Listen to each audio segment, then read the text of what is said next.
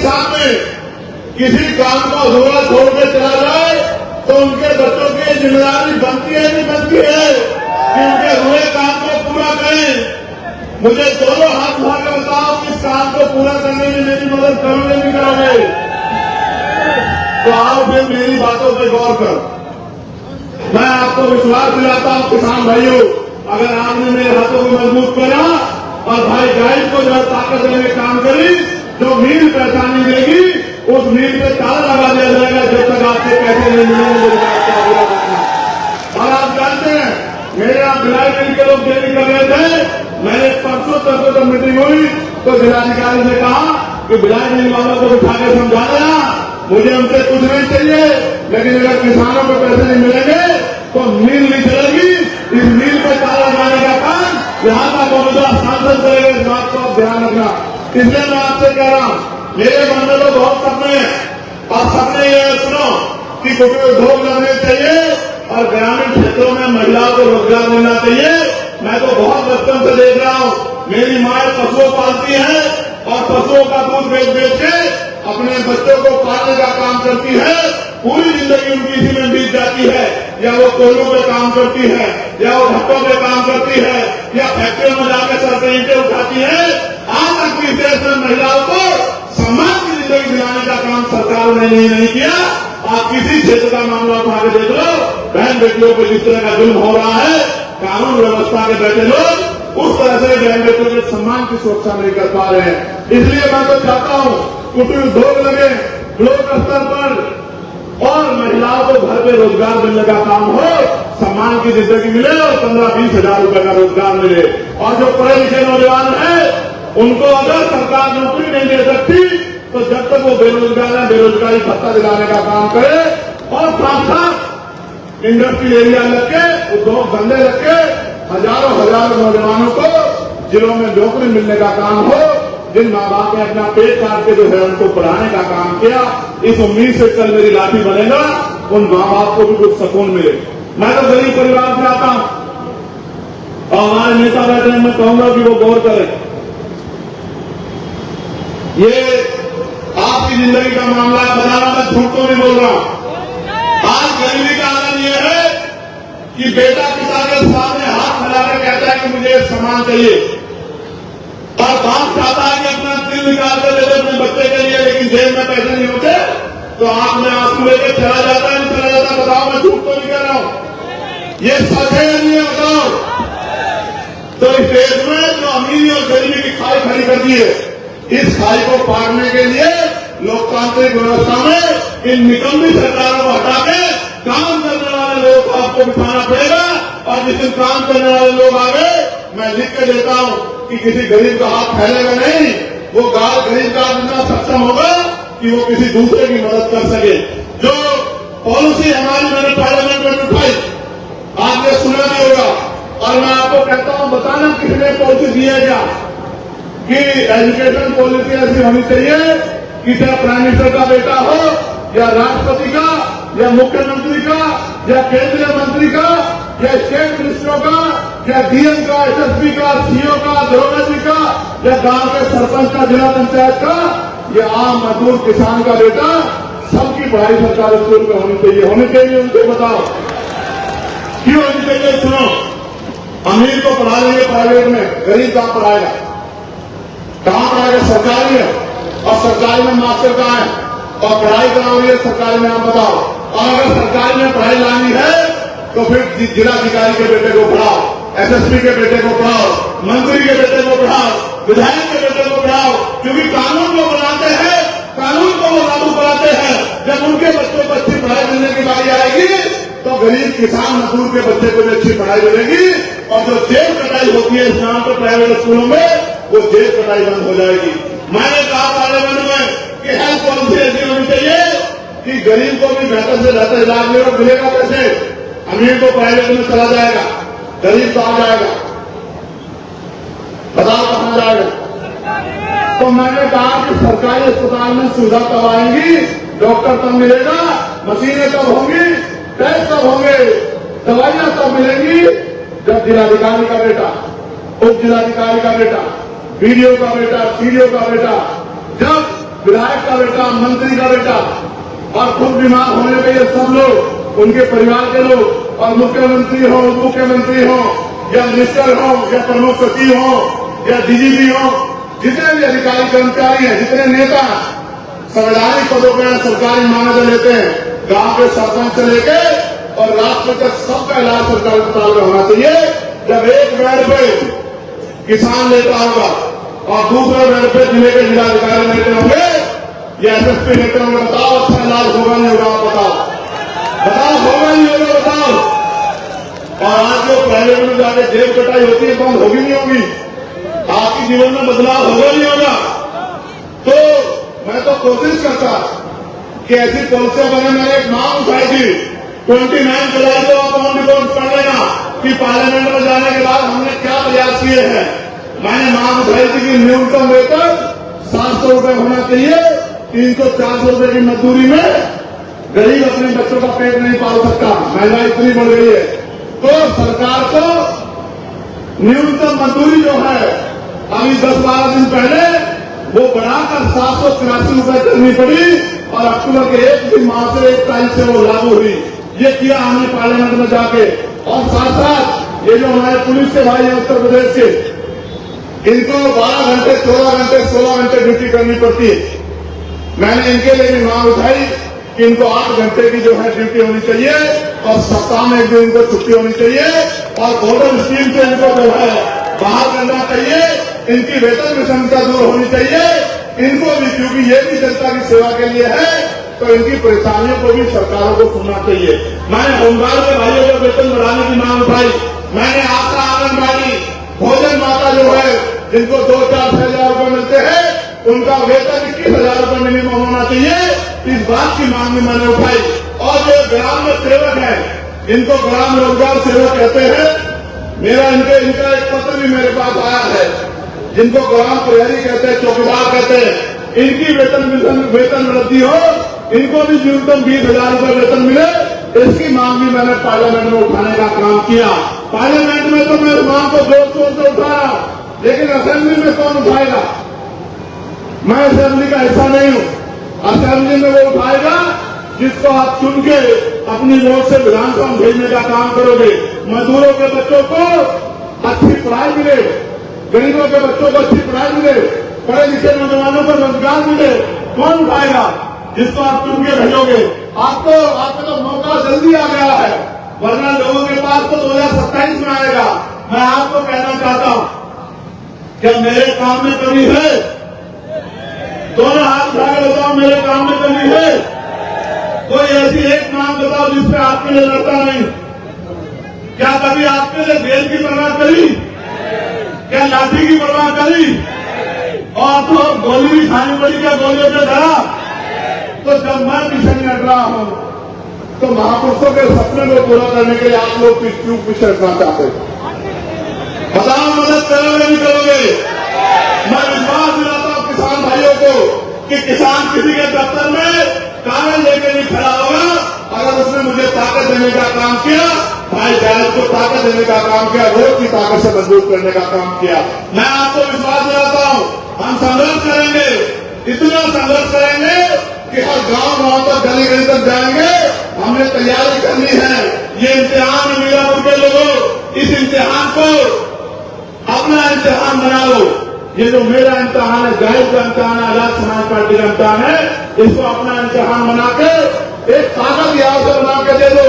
और फिर आप देखना कि पूरे प्रदेश में गली गली गांव घूम के, और मैं विश्वास दिलाता हूं अपने पिछड़े वर्ग के भाइयों को, पाल समाज के भाइयों को, प्रजापति समाज के भाइयों को, कच्चर समाज के भाइयों को, गुर्जर समाज के भाइयों को, जाट समाज के भाइयों को, सिख समाज के भाइयों को और तमाम सैन समाज के भाइयों को, विश्वकर्मा समाज के भाइयों को, कि उनके बच्चों को भी जो आरक्षण का लाभ मिलना चाहिए था, 52% आबादी होने के बाद इस आरक्षण को बढ़वा के जातिगत जनगणना करा के 52% कराने का काम भी हम लोग करेंगे। मेरी बात को आप याद रखना। मैं तो आपसे कह रहा हूं, डर के साए में क्रिश्चियन समाज के लोग, मुस्लिम समाज के लोग, कोई दाढ़ी पकड़ के मार देता, कोई टोपी पहनने में मार देता। और आज तो आलम क्या हो गया, एक माहौल बना जा रहा है धर्म के खिलाफ, कभी बुद्धिस्टों के खिलाफ, कभी सिख भाइयों के खिलाफ, और ट्रेन बना के हजरत पैगंबर मोहम्मद साहब के खिलाफ जिस तरह की बयानबाजी करके जो है वही बंटवारा करने का, हिंदू मुस्लिम करने का जिस तरह का प्रयास किया जा रहा है, ये भी किसी छिपावा नहीं है। और ये जो लोग भाषण देते हुए चाहते हैं, मैं आपको भी सावधान करते हुए कहना चाहता हूँ, ये चाहते हैं कि आप इलेक्शन करें, सड़कों में आए, और जब आप सड़कों में आएंगे तो इनका एजेंडा कामयाब हो जाएगा। जो सरकार में लोग बैठे हैं, मैं आपको कहता हूँ, आप बताओ सड़कों पे जब आपने हमें वोट दी है और हमारा साथ देने की बात कर रहे हो, तो आप पे आंसू पोंछने का काम और आप पे हर उठी हुई उंगली को रोकने का काम हम लोग करेंगे। इस बात का भी आप लोगों को विश्वास और वचन देता।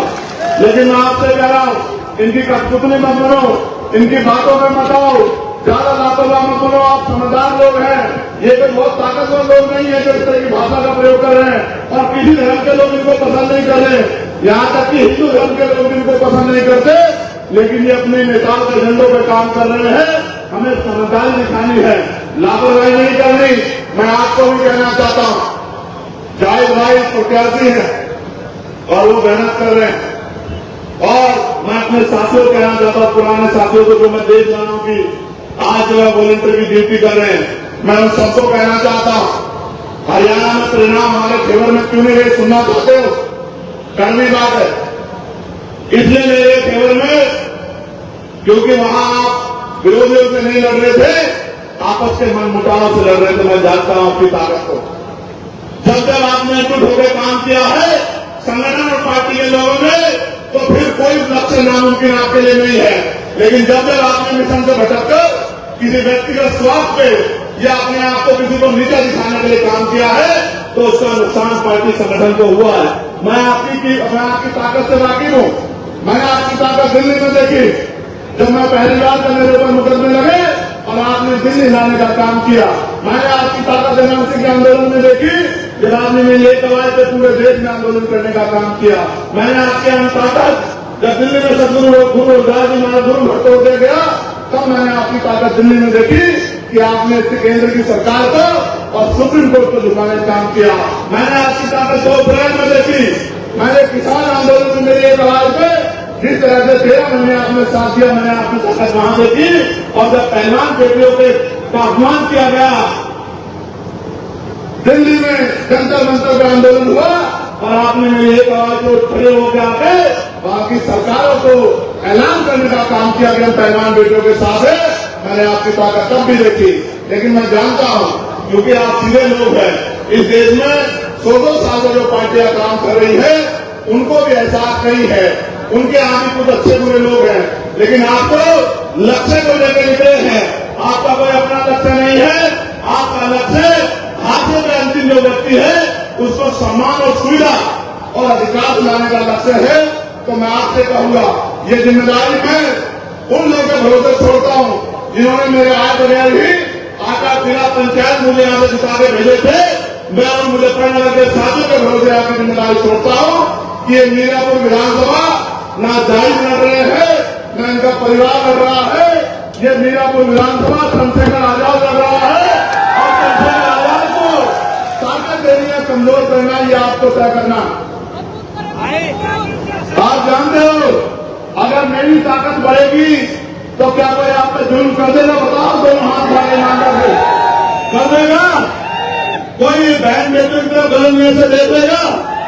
कोई अधिकारी आपको परेशान कर देगा? मैं तो आपको कह रहा हूं कि मैं आपके ऊपर छोड़ता हूं और मैं शांत हो जाता हूं। मैं आपसे पूछना चाहता हूं, क्या मेरे हिस्से में ताकत आनी चाहिए नहीं आनी चाहिए? बताओ। नहीं, जोर से बताओ। मेरी आवाज का मैं नहीं मानता हूं आपको। मैं एकजुट होकर बताओ, आनी चाहिए आनी चाहिए? क्या मीरापुर हमारे हिस्से में आनी चाहिए आनी चाहिए? तो आप जाहिद की इंतजार करोगे, अपने आप जाहिद बन के काम करोगे? बताओ। अब सिर्फ जाहिद बन के नहीं, मुजाहिद बन के काम करना कि हमें जो है इस लड़ाई को जीतना। कर दोगे नहीं कर दोगे? और ये भाईचारा बना लोगे नहीं बना लोगे? और जब जैसे आपकी ताकत आज बनी है, आप देखना बहुत सारे लोगों को नींद नहीं आएगी।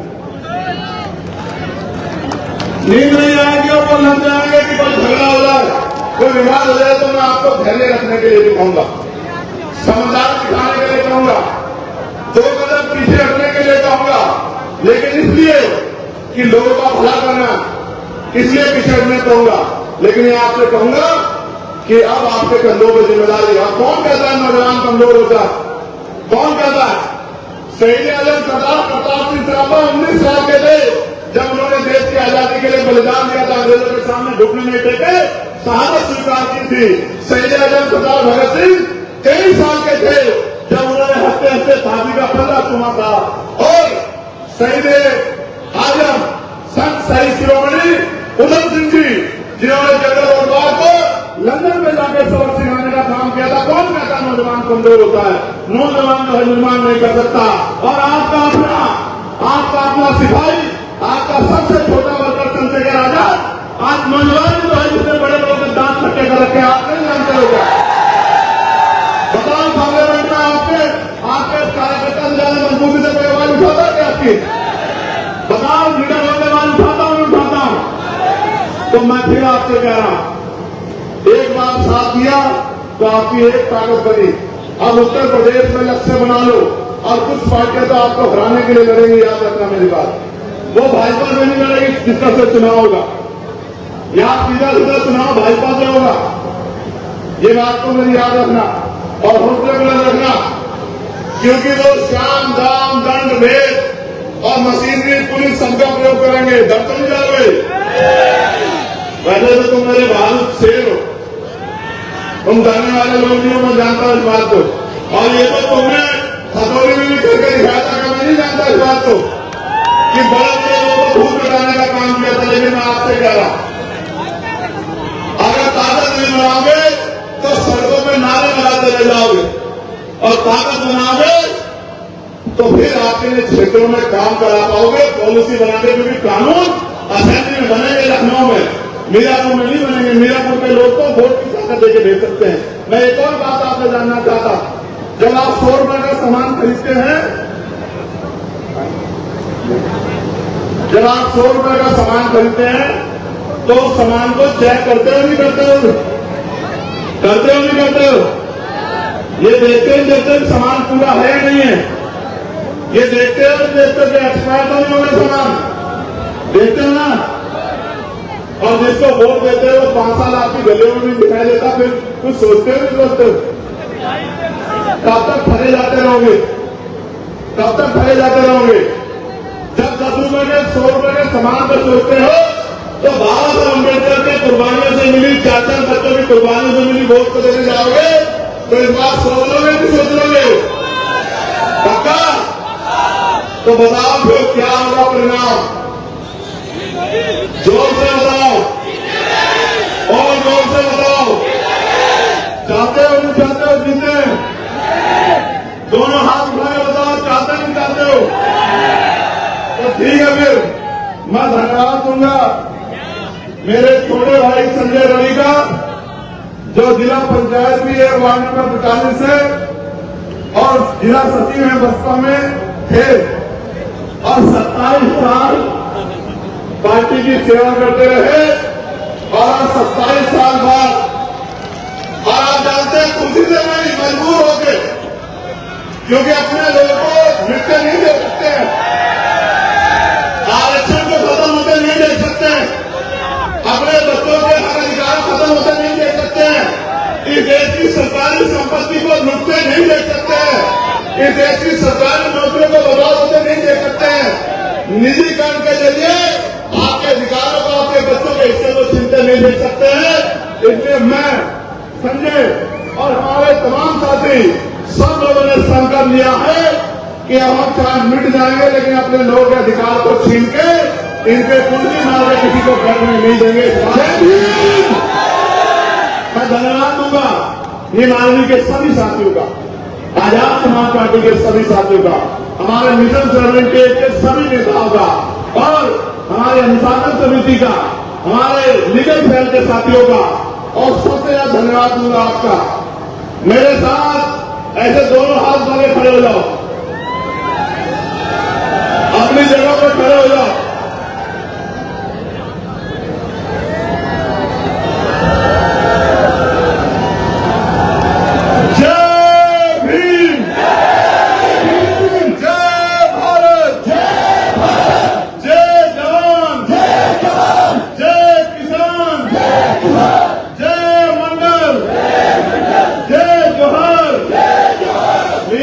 की जनता जिंदाबाद, जिंदाबाद जिंदाबाद मीरापुर की माता बहने महान जनता जिंदाबाद, जिंदाबाद जिंदाबाद अच्छा मेरे साथ रहोगे तो जिंदाबाद रहोगे, जिंदाबाद जिंदाबाद।